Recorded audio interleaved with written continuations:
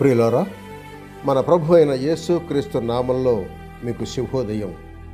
ఆయనను గూర్చి అనుదిన ఆత్మీయ ఆహారం. ఆగస్ట్ 17 ప్రభుదినం.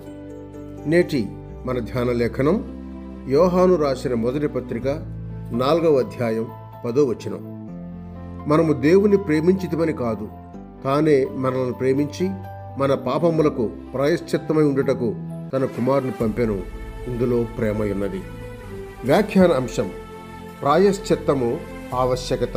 మొదటి భాగం. వ్యాఖ్యాన అంశం: ప్రాయశ్చిత్తము ఆవశ్యకత. మొదటి భాగం. వ్యాఖ్యానం: మన దోషాలను బట్టి మన పాప క్షమాపణ నిమిత్తం క్రీస్తు మరణించాడు అని రుజువు చేయటానికి 2 కారణాలను గూర్చి ఆలోచించుట అవసరం. ఒకటి, పాపములు క్షమించబడవలసిన అవసరం ఏంటి? రెండవది, మానవుని పాపానికి క్రీస్తు మరణం ఎట్లు ప్రాయశ్చిత్తం చేస్తుంది. మనం ఈ విషయాలని సద్బుద్ధితో ఆలోచించటానికి దేవుని స్వభావం ఎరిగిన వారమై ఉండాలి. ఆయన నిజముగా నీతిమంతుడు, పరిపూర్ణమైన పరిశుద్ధుడు. ఆయన స్వభావం నీతి న్యాయములను కోరుతుంది.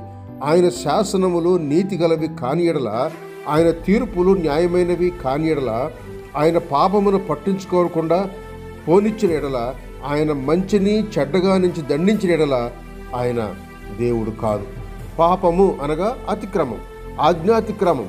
సాతాను గర్వం వలన, తిరుగుబాటు వలన పాపం వచ్చింది. తర్వాత సాతాను హత్యను శోధించడం వలన దేవుడు తెలియజేసిన ఆయన చిత్తానికి మన మొదటి తల్లిదండ్రులు అవిధేయులందున పాపం లోకంలో ప్రవేశించింది.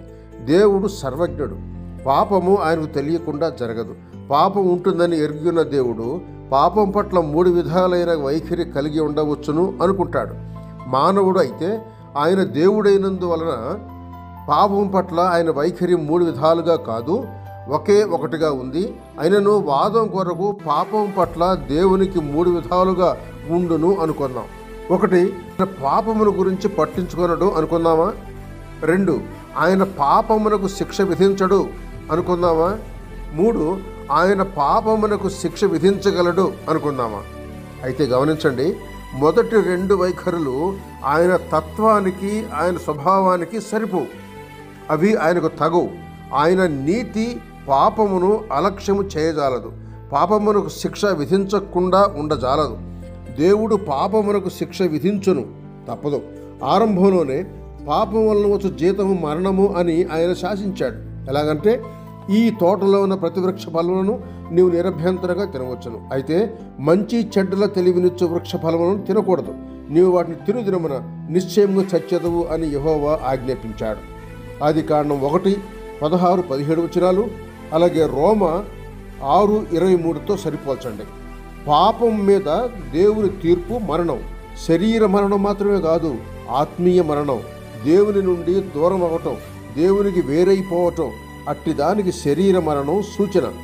లేవియకాండం 17వ అధ్యాయం 4వ వచనంలో దేహమునకు ప్రాణము రక్తములో ఉన్నందున రక్తం చిందించుట మరణాన్ని సూచిస్తుంది. అందుకే రక్తం చిందింపకుండా పాపక్షమాపణ కలగదు అని వ్రాయబడి ఉంది హెబ్రీ పత్రిక 9:22లో.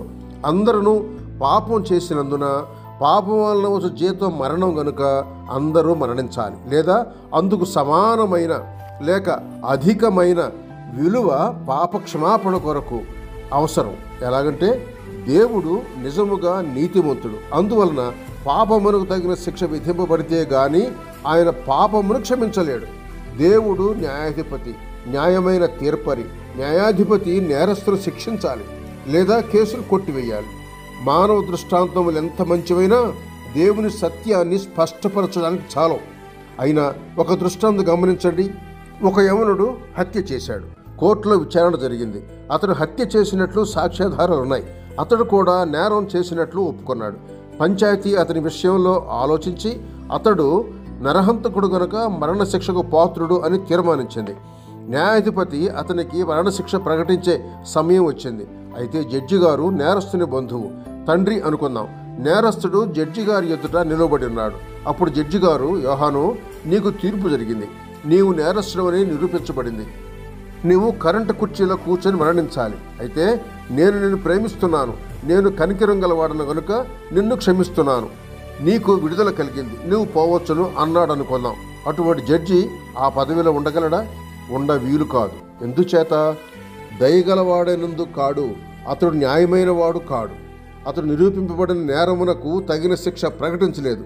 అట్టి వ్యవహారం న్యాయమైంది కాదు. నేరానికి మించబడిన శిక్షను జడ్జి అధికారంతో అమలుపరచాలి కదా.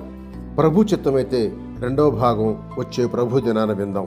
సహోదరుడు ఎం. డేవిడ్సన్. శుభములతో వందనాలు.